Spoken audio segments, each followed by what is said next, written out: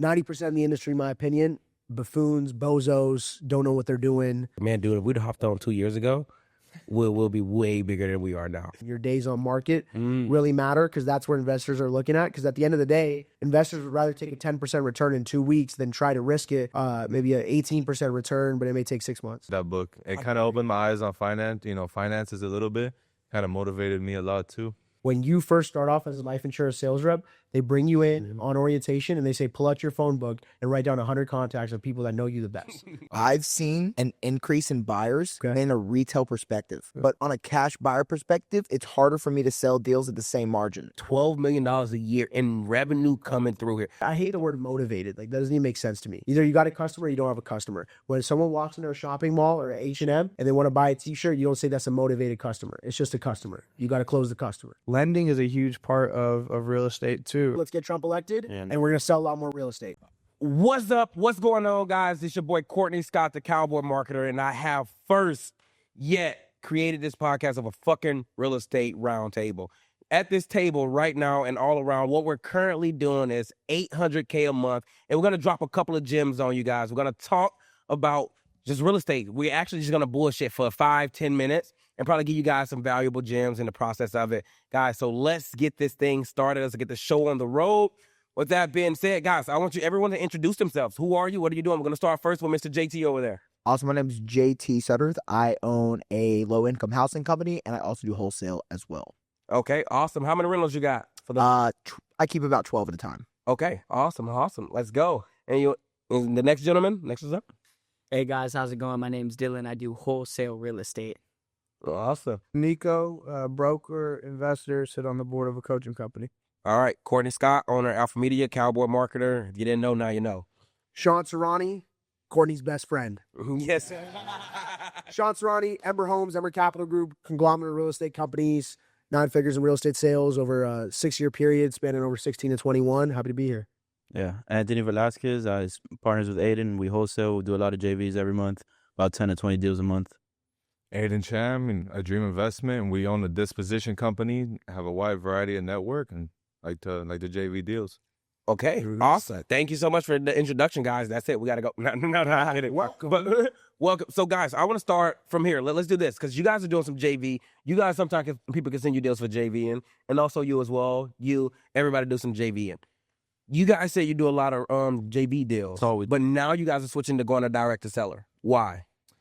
Reason why is, we could kind of be everywhere at once in Florida if we wanted to with the network, adding on top of every single deal. But when it comes to adding on top, we're adding on top to people that are doing their own marketing. So when it comes to people doing their own marketing, that means they have to net, a certain amount of profit. So what comes with that is paying out as little as possible to people like us that come, adding on top on deals. So we kind of stretched our limit and our revenue when it comes to that. So that's why we're veering over to kind of like being direct. Also, too, because it's more reliable. We can't rely on a lot of wholesalers out there. Yeah. Plus, their fee on the hood is a bit nicer than ours. So, what's your average deal size? Honestly, it would be around 5 to 10 grand. But we're doing around 5 to 7 deals a week. 5 to 10 for the wholesaler, and you split that 50-50? Or JV, yeah. Yeah, so our JV, our total assignment fee will be around 5 to 10 grand. Okay. And but we'll just do 5 to 7 of those deals. We'll move them a weekly. There'll be other wholesalers. Really? So yes. Have you guys ever went direct to seller? We have, but just hadn't had the luck with it. Okay. To be consistent with it. Okay. Nothing inbound. It was us doing outbound, basically. That's reality. Listen, Courtney Scott, Alpha Media. He's sitting right here, and he might be queer. That's why we have.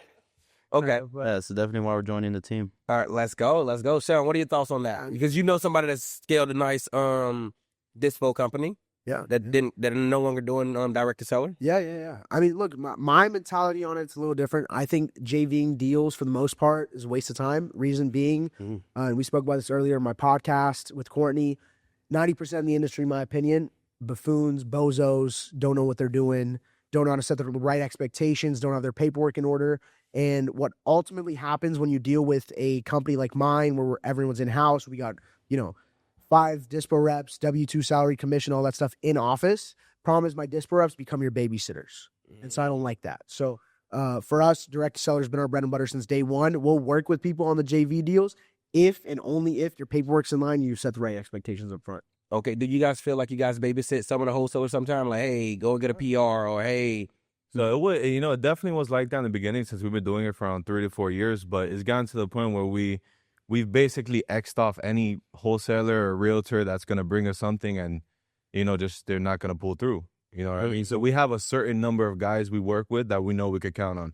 For instance, like if we knew Sean, personally, and we were working deals with him, whatever deal he would lock up, we know he does PPC, he has callers, he's legit. When he sends us a deal, it's ready to rock. You know what I mean? So Yeah.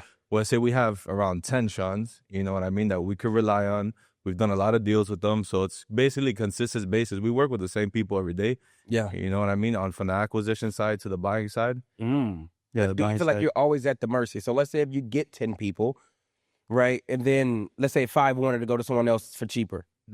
1,000%, man. Look, everybody has their own direct buyers. That's exactly why we're here. And we wanted to jump into alpha media because, like Sean said, you need to have your house in order. You need to have your dispo reps. The only people you could trust are yourselves, your own company, your own team, and your own people. You know what I mean? Yep. Other people are out there. I mean, they're looking out for themselves, which is great. But, Do you see people that start doing JVs with y'all, and then once they get their feet wet, get more comfortable, they leave y'all and just try to go direct to end buyer?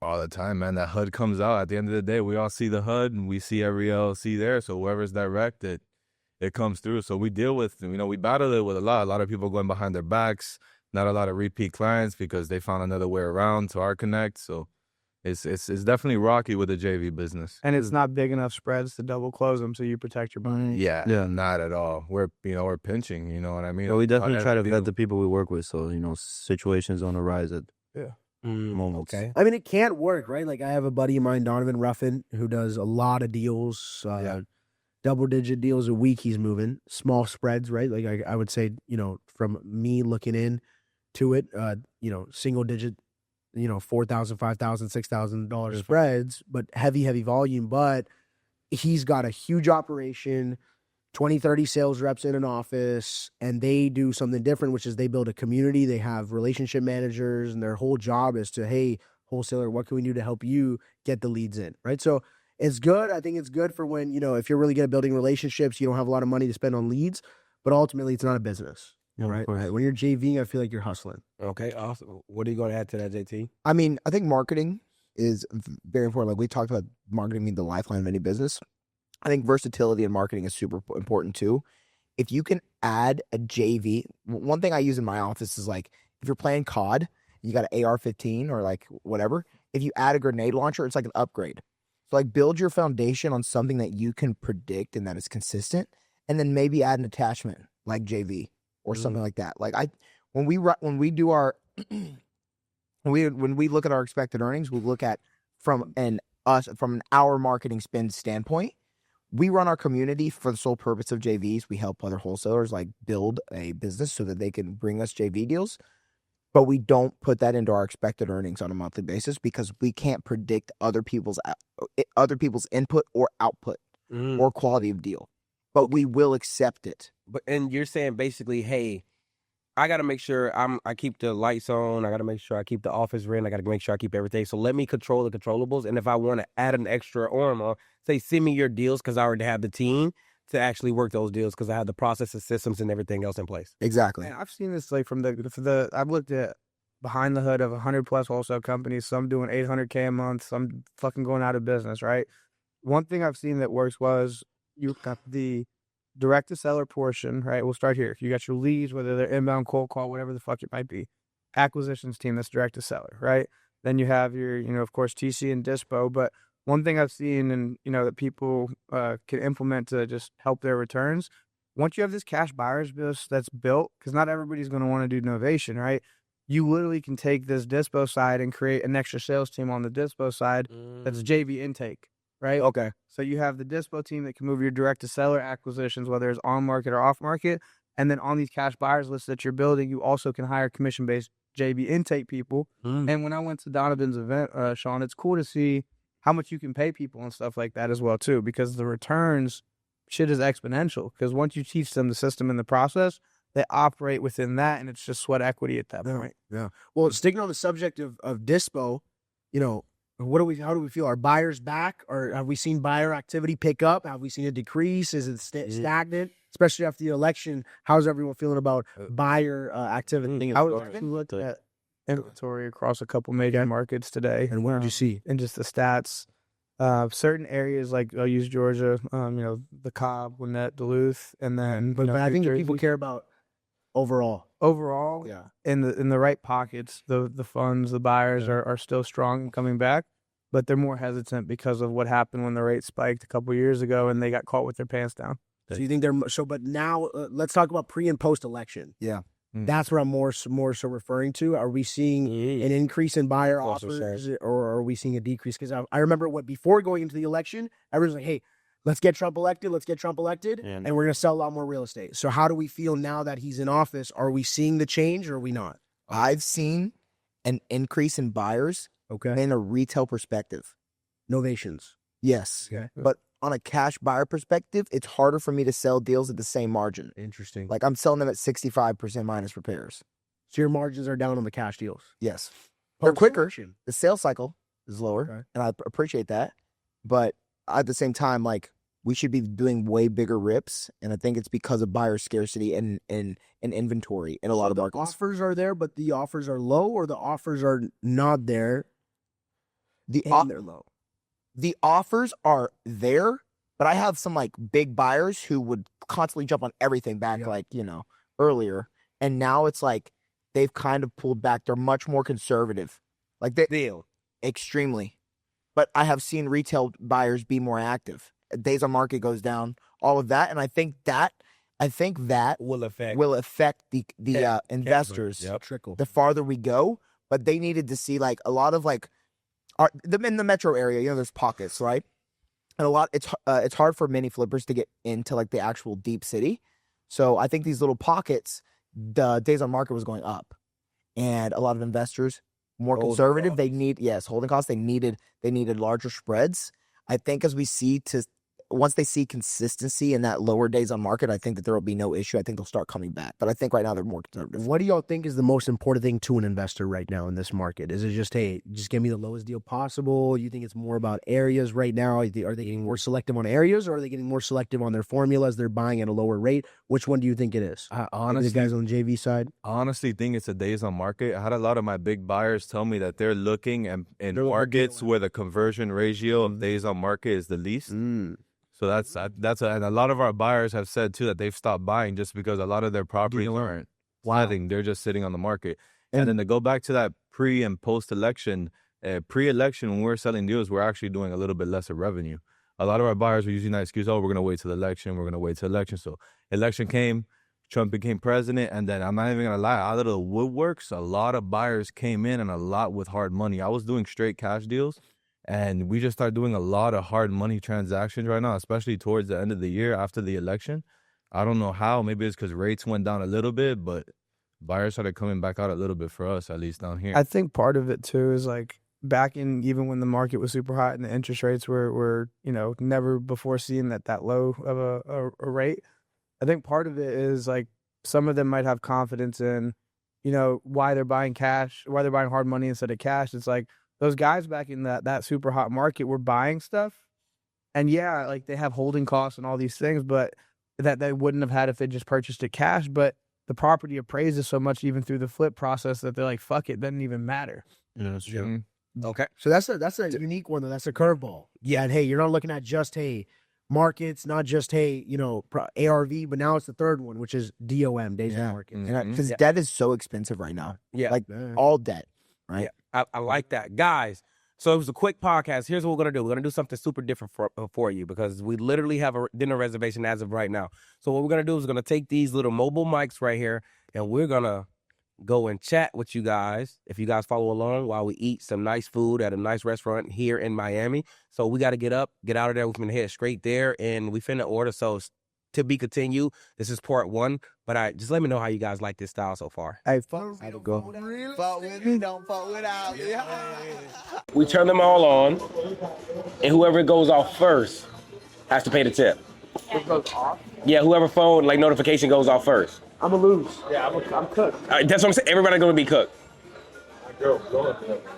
So that's what I'm saying. So let's do it. Is that fair? You out with those bitches? I see. Who the fuck you taking out? Bro, what if she pulls up right now? Yeah, I know Sean shit too. My what? Social security number. That's crazy. No, I know your card number. Running ass, baby, makes you a dangerous man. Nah, it makes you trustworthy. I'm the most. Elaborate. Listen, all right, guys. I'm the most trustworthy person there is. Wow. If I tell somebody I'm gonna do something, I do it 100%, without a doubt. If anybody tell me anything in confidence, tell me never to tell anybody else. Guess what? I won't tell anybody. Name one thing. Bro. Only time I tell on someone is if I'm lying about it. Okay, that's I'm a liar, but I never tell the truth. You know, So, like for instance, go ahead. You're a liar. Yep. But you never tell the truth when it comes to snitching.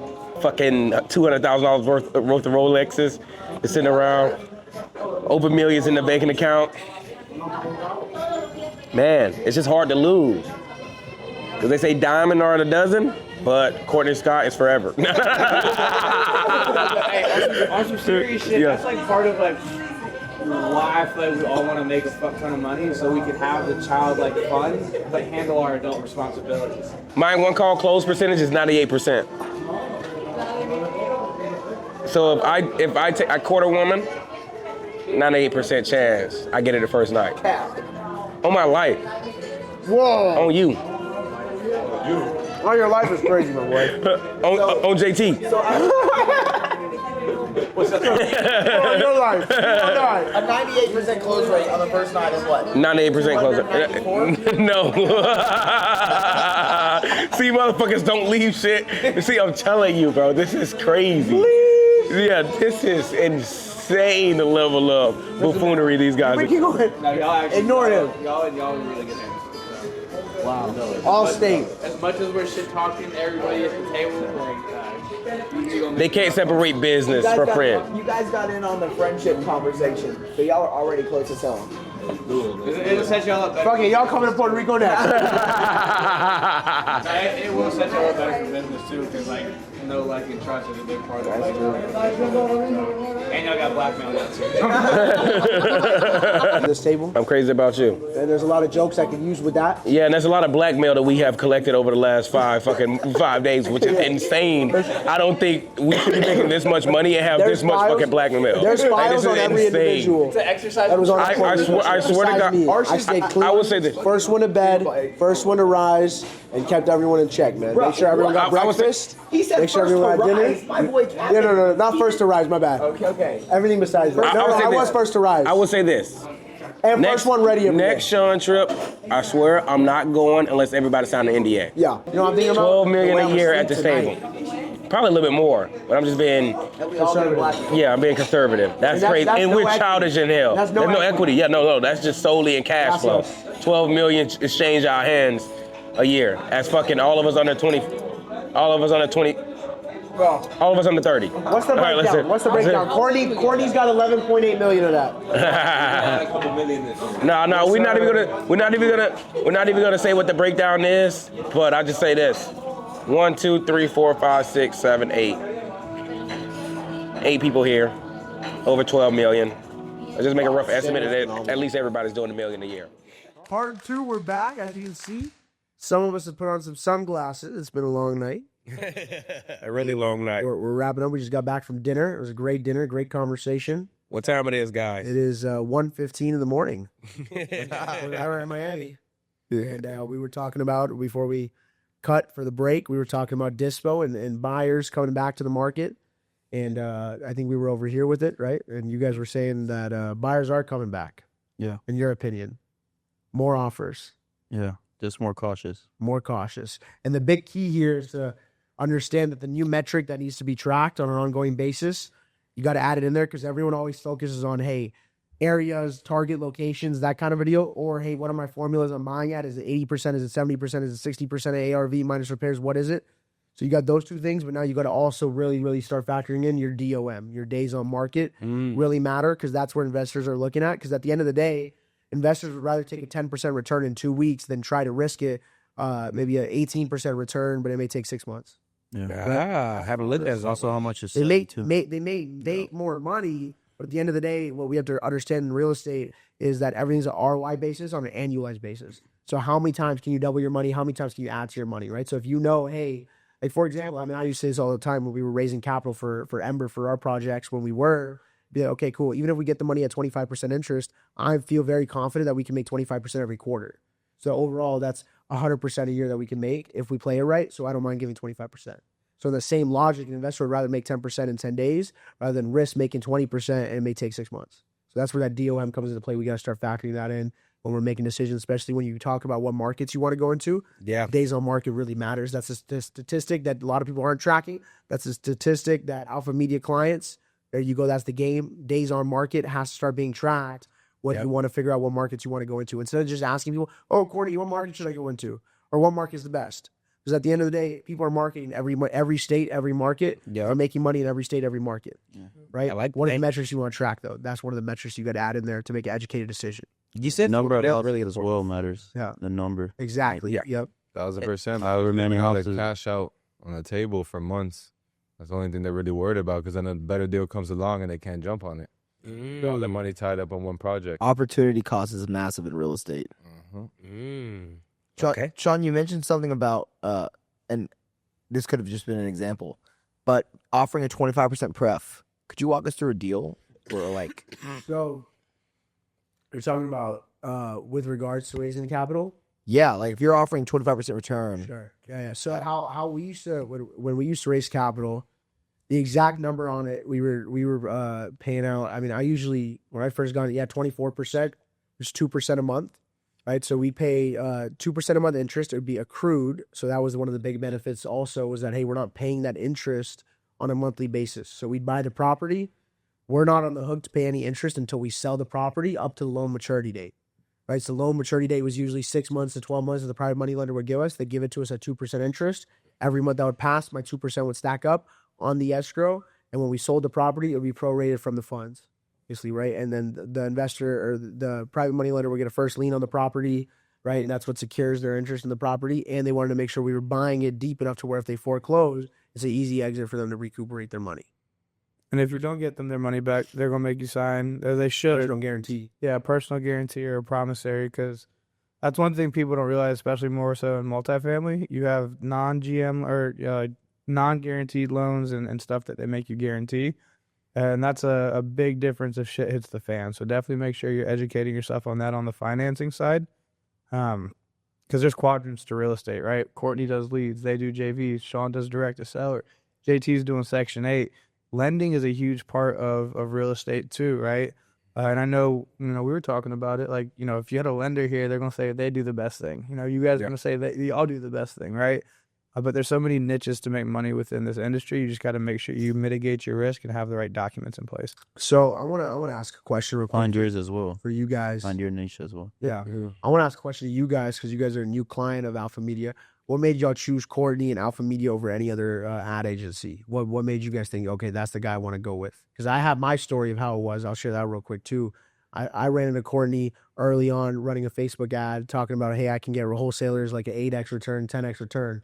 I swiped up on his story. I said, bullshit. There's no way. There's no way. You're lying. And he said, you know what? F it. Let's partner up. I'm going to run your ass for you. You tell me. You be the judge, So Courtney put his money where his mouth was. And then ever since then, month after month after month, I just kept on scaling, kept on compounding. We make more money on the ads. We throw more money on the ads. That kind of a deal. Right. And then naturally we hit it up. Now we're, there's a friendship and then there's the business side of it as well. And we made multiple 7 figures together. So it's been a great relationship and great partnership. But what do y'all think? And also the real reason why I chose Courtney was because I tried everyone else in the industry. I was like, fuck you. At this point, but you're going to understand. I tried all the white collar guys, right? All the people that are sponsoring all the wholesale events, all this stuff. None of it worked. Fucking 2 o'clock in the morning, a black Cowboy pops on the left. Hey, Sean Levy in the 8x return. Say, you know what? This way? For this shit. Yeah. But shit. But now at this stage of the game, obviously Courtney's more well known, that kind of deal. What made y'all go with him over the other guys in the industry? Well, other than, like you said, trial and error, it was really just 2 things when it came to Courtney. It was one, energy. You know what I mean? We met Courtney actually a couple of years ago, before Alpha Media really took off, and we didn't make the decision to hop on it. You know what I mean? We kind of regret it. We weren't in a really good position to do it, but ever since we met Courtney, it was that initial, you know what I mean? He didn't let us get off that Zoom call like willingly. Like, it wasn't easy, you know what I mean? He was persistent, but like in a really good way, a very friendly and welcoming manner, you know what I mean? And then now the second part brings me results. You know, I know he brings results. I mean, I see, other than me seeing him all day, every day on my phone when I'm scrolling through, I see his clients, they're successful. 1, 2, 3, 4. You know what I mean? They hold themselves well. You know, you guys are all good people with good hearts. So it's a good thing to really get into. You know what I mean? I know it's going to produce good results as long as I put in the work. You know, we put in the work. Thank you. That's good. I really like the fact you said that, because when we were out there at dinner, they was like, man, dude, if you don't mind me sharing this, he was like, man, dude, if we'd hopped on 2 years ago, we'll be way bigger than we are now. Definitely. Yeah. So as you said earlier, JT. Yeah. Oh yeah, dude. Time is the killer of all things. Success loves speed. Like, when some people are like, hey, let's push it back, I'm not taking shots at you guys. And then you go and look at them. You guys survived. I think you guys are these guys are badasses, if you ask me. Because a lot of guys in 2 years, they're no longer in business. And they say, hey, I'm going to do it. Then they prolong everything. They prolong lead generation. And the next thing you know is like every wholesaler need lead generation. They say it's marketing and sales. I go and add a little extra bit to it and say it's also trust. Like the buyer have to trust you. The seller have to trust you to actually sell the house. So there's a lot of trust in there. And the only way you can build that trust is like through follow-up. And the best way I say following up is, because we don't send like follow-up texts to you guys, right? It's just more of a, you just see me so much on your timeline. Yeah. That's how I follow up with people. That's why I'm really, really, really big on retargeting. And see, that's a big one real quick, and I'll let others speak. But that's the big thing that, you know, if you really understand and study marketing as a whole, what you understand is there's a reason why billboard companies, radio companies, etc., they won't even let you work with them unless you sign a minimum, and it's frowned upon 90-day commitment. Because the whole point of marketing as a whole really is to build trust, and the way you build trust is through consistency. Right, so radio, you're running the radio consistently. Then you got billboards up in the sky. You're seeing that, and now you get the new modern way with Facebook. And what Courtney's doing is, you know, you're seeing him on the page over and over and over and over again. So at some point, you're gonna be up 2 o'clock in the morning, like Sean Serrani saying, you know what? Every other ads person in the industry is effing me over. Black Cowboy pops over my page. F it. You know what I mean? I think something you don't get hilarious. You don't get enough credit for sometimes, and I was able to see this firsthand is. Like we all know you're a marketing genius, but you're also very, very dialed in when it comes to the right sales processes to give your clients to make sure that they maximize the leads that are successful. That's one thing that I don't think people know as much about you, but you have locked the fuck in, right? Like, you know how these leads need to be treated, so that way you are getting that 8 to 10, you know, row ads, right? Because same person that complains, like Micah, right? You know, when you posted in your Discord or your community where you're, it's like, guys, the leads don't suck. You do. Yeah. Right? Like, what is that sales process for you? And I got that. So thank you I got that from people like Sean, honestly. Not directly, but indirectly. And I'm like, because his brother, he sent me a screenshot of his brother. He was like, hey, Courtney, this month, my brother converted one out of 3 of your leads. And I'm like, she's 18 years old? He's 1 out of 3? Then I go and listen to a client like 2-3 days prior. Client's like, hey, man, dude, I got 40 leads. They all suck. And I, like, instantly what I thought, I was like, dang, an 18-year-older, 1 out of 3, and this, you know, this person that been in the industry for, let's say, 5 years, and you can't even convert 1 out of 40. Then I go and listen to the 2 different sales process. I go and meet fucking Shazan in person. I'm like, I can see a 1 out of 3 out of this guy. Then you see this, I listen to this other guy's sales process. He's talking about price within 5 minutes. Literally, I go and call review this guy's call. Literally, if you saw this on your team, you'll throw up. If you guys saw this on your team, you'll throw up. If you guys saw it on your team, you'll throw up as well. It was literally like, hey, how you doing? I see you fill out my online form about selling your property on 123 Main Street. I was just curious how much you want for your property. Yeah. Literally, that's the call. And then they'll be like, okay, yeah, I was thinking about 200, but I'm willing to negotiate. Okay, awesome. So that's more closer to retail value. I'll send you to our referral partner. Crazy. 40 leads of that. And I'm like, what were you expecting to do? And they was like, oh, yeah, I closed deals like this before. I'm like, dude, just imagine if you had a better sales process, how many more deals you'll close. That was that 2021 type of deal, dude. Like, they would just hand you the house. How was the industry so cooked, man? Because when I go, again, what you have to understand is this is where I preach wherever I go speak also. It's important to understand that you're not in real estate, you know, in terms of wholesaling. You're in sales and marketing, and everyone's heard that a lot. But I'll take it a step further. It's not sales, it's not marketing, it's not real estate, it's business. Right? So the more hyper-focused you get on, hey, real estate or sales or marketing, I feel like you're limiting yourself. And I think it's important to understand that first you need to understand business as a whole. And if we're going to be a sales-based business, why don't you go study other sales-based businesses? Life insurance, multi-billion-dollar, trillion-dollar industry. When you first start off as a life insurance sales rep, they bring you in on orientation and they say, pull out your phone book and write down 100 contacts of people that know you the best. Literally, that's the start of your book of business. That's the start of your leads. Literally 100 people that you feel like know and trust you the most. Yep. Car dealership. Car dealers say it all the time. Anyone who owns a car is my ideal customer and ideal client. Courtney and I spoke about it earlier when I was in the sneaker business. Anybody who's got two feet, shit, you could out one foot. You could out one leg amputated. And you're still a potential client. Yeah. But for some reason, somewhere along the way, our industry falls victim to the fact that if someone's not coming in asking 70% of Zillow's estimate and they have a reason for to sell crazy and all this stuff, that they're not a motivated sellers. I hate the word motivated. Like, that doesn't even make sense to me. Either you got a customer or you don't have a customer. When someone walks into a shopping mall or H&M and they want to buy a t-shirt, you don't say that's a motivated customer. It's just a customer. You got to close the customer. And I would say that to add on to that, because Sean came from fucking door knocking and cold calling. The guys that scare me the most, they scare me the most just because they've been pampered and they came from inbound already. Yep. They come from PPC like, okay, yeah, I came from PPC. And like, I have yet met somebody that's doing PPC that is doing at least over a 5X or 4X even. Some can't even get over a 3X at scale.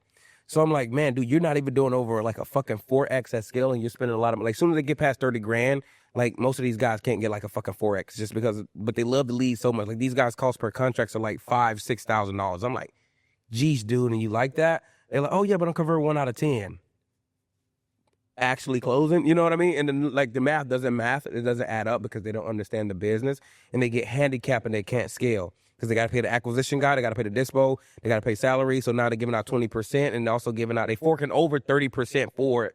So these guys are like 25% margins on it. And I'm like, yeah, you should just go work at McDonald's for how much money you take home. What do y'all's margins look like on the JV model? Like, do y'all have employees? Are you paying out stuff? Like, what is that? Pretty much not everything. Really? Incredible. We have 2 guys right now, we have on payroll.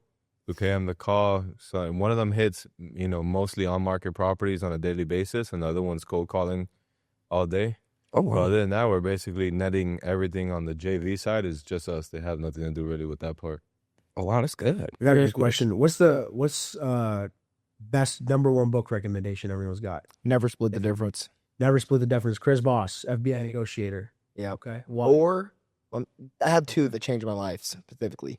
One set the tone for me as a businessman in general. It's How to Win Friends and Influence People. Beautiful book. I like that. Yeah. It changed my entire perspective on how to discuss. Dale Carnegie, right? Mhm. So Dale Carnegie, real quick. Dale Carnegie does there's a Dale Carnegie school in a lot of states across the country.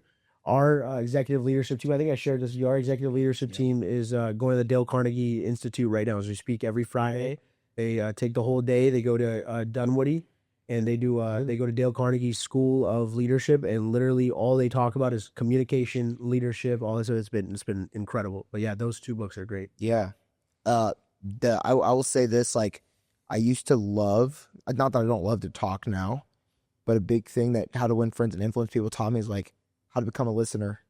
And once I learned how to listen, I learned how to solve problems. Mm-hmm. Because like at the end of the day, if you ask the right questions, which plays into Chris Voss, if you learn how to ask the right questions and make people feel comforted and make people feel like they're the special person, they'll give you the solution themselves. What a great book. I mean, mirroring, tonality. Yeah. Talks about, it gives you the entire game of what you need. What about you, my friend? Like the same book. I actually read it because of him. Oh, really? Okay. Yeah. That's what's up, man. I love it. Great. Nico? Think and grow rich. I think everything starts with the desire. And if you continue to build off that desire, I think, everything else comes to you as long as you're working on that desire. So then by Napoleon. It's an updated one. I think I'm kind of throw eyeballs out there. I think I love The Alchemist. Okay. If you guys ever saw that little fable, that novel, if you guys haven't, listen to it. I love that book. I listen to that book probably at least once a year. Wow. For sure. And Letters from John D. Rockefeller. Oh, man. It was, Slam dunk. I fucking love that book, dude. I take notes. I've never been the type to scribble in there, but I take notes so much. I think that guy was fucking brilliant. Can you get a background of that book? Dude, the background of the book. So basically what he was Very cool doing, he was background. writing letters to his son. Savage. He was writing letters to his son about business decisions and basically saying, hey, literally it was in there. Like, just imagine him as a dad. Like, that's why I love the book so much. I'm like, I love it too. I'm like, dude, this guy's a dad telling the son, like, hey, yeah, congratulations on your promotion. You heard how that one guy talked to you in the meeting. Here's what this means. Here's what I thought, the thought process of it. And I'm like, shit, okay, look how he thought. And then one part that actually stick out to me, he's like, man, dude, I get blasted in the news so much because people feel like I don't give that much to charity. And I tell those people all the time, like, how do you handicap someone? He said it in his book. I stole it from him. I should give him credit. I'm giving him credit now. He said, how to handicap someone? By giving them fucking crutches. So he's like, dude, if you want me to actually end poverty and all of that stuff, I give them crutches. And guess what happens? Everybody started to be relying on you, or they started to rely on the crutches. So, dude, I just love the book. He talked to his sons about all the different parts of his life he was in. And I guarantee you, if you as a business owner is in one of those letters that hit you real hard, because you're like, fuck, it felt like he was writing it to me at this exact stage. So as I'm reading the book, I was in this stage when I was 19. I was in this stage when I was 21. I wish I had a father like this. Yeah, what a great father. That's what I was gonna say. I mean, you talk about like the carbon copy of how to breed successful children. I mean, Fuck, like, dude, that's man, insane. that he wrote that book for his children. You know, Literally. incredible. Literally. The letters he sent, they was like, all right, bet, we're going to put these in the book. Like, you don't get, like, you got to be a badass for some shit like that. Yeah. So I recommend everybody go and check out that book, like, literally right now. Yeah, fair enough. I'd say I got a quick top three. I'd say again, touching on what I said earlier about business being the number one priority. I'd say 10-Day MBA is a great book. I always I got it because of him. everyone. Yeah, it's an incredible book. It just goes over general topics that you would learn in an MBA program at a 10 days. university, and you do it. The goal is to do it in 10 days exactly. Yep. Then I would say for me personally, just because I wanted to understand how I should go about going about being a successful chief executive officer and what my day-to-day operation should look like, how I should be organized, what should I be doing hour by hour. Donald Trump's The Art of the Deal is an incredible book because I read that, but that's one of my books that I read once a year, and it's literally Trump going, okay, 7 a.m. I did this, 8 a.m. I did this. Here's why I did this. It's invaluable. That book is a tremendous book. Anytime you're a little bit lost as a executive, that you're running a company and you're just like, man, I can't get out of this funk. I don't know what to do on my day-to-day. I'm having too many gaps in my schedule. Read that book. He shows you how he fills in his time, what he's doing, and why he's doing it. And then my brother has recommended me a book as well. Very, very good book. I love the concept of it as well.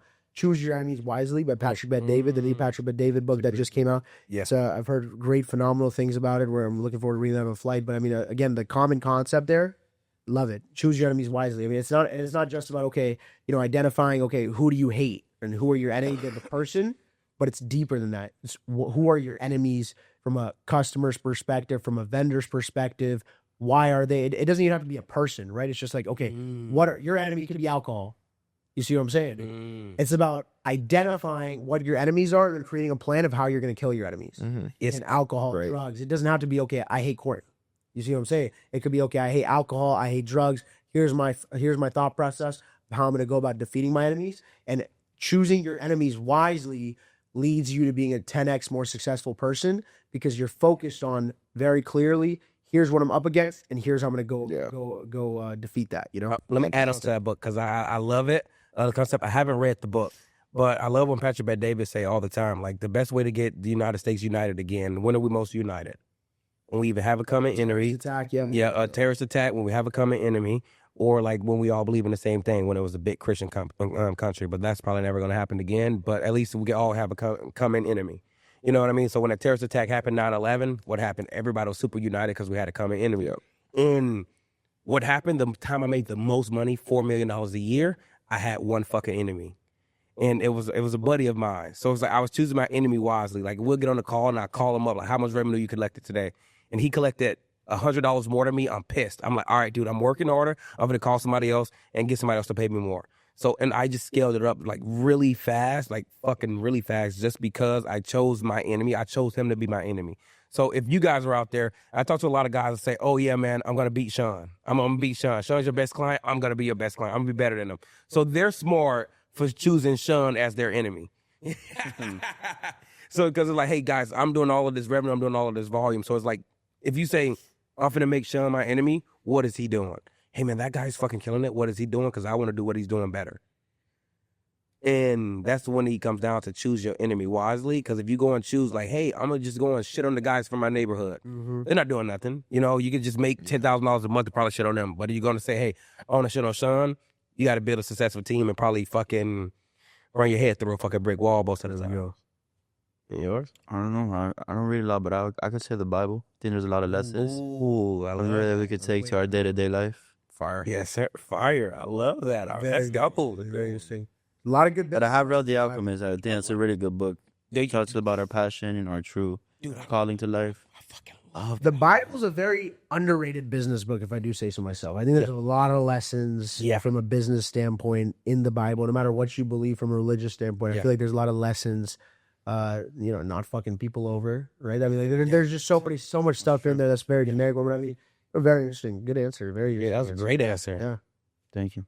One book that I don't remember the name of, but it was about Pompey and him getting his fortune, losing it all. But Richest Man in Babylon? Sir, Yeah, Richest Man in Babylon. Yeah, That's the one. Yes, I sir. really like that book. It kind of opened my eyes on finances a little bit. Kind of motivated me a lot too.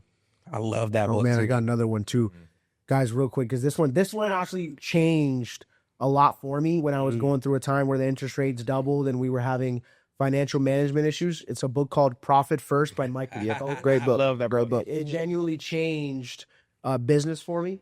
Like, and it was just so simple too. But it's like I didn't have anyone around me to advise me on that. It's like, look, to this day, we run on Profit First accounting. We have a separate bank account for incoming revenue. We have a separate bank account for operations, separate bank account for construction, separate bank account for taxes, separate bank account for owner compensation, etc. And before, we were making millions, but we had that financial crisis. And I remember we had one bank account, all the expenses in, all the expenses out, and it was a nightmare, right? And so that just one simple principle, and there's so much more in that book, but that is one book that I genuinely can credit and say, hey, I picked up a book, I read it, I implemented it, and it helped me grow my business. Talk to me about that because I'm super curious on how exactly you did that, John. So you said profit first. Yes. What were you doing at first? Yeah. And then you like, I got to check. You don't have to go too much in detail, but like, what were you doing? Is it like, hey, whenever a check hit, you make sure you pay the company first, or you make sure your salary was paid? Yeah. What do you mean exactly?